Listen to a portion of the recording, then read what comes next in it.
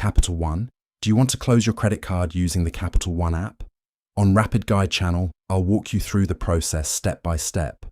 First, open the Capital One app and sign into your account.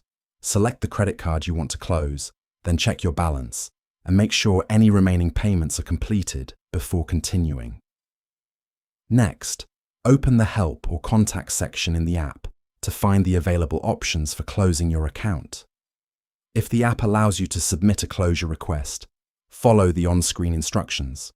Otherwise, use the provided customer support option to contact Capital One and request that your card be closed.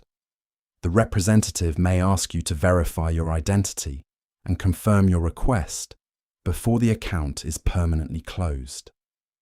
Once the process is complete, you'll receive confirmation that your account has been closed. Before closing a credit card, consider how it may affect your available credit and credit history. Follow Rapidguide for more simple banking tutorials and app guides.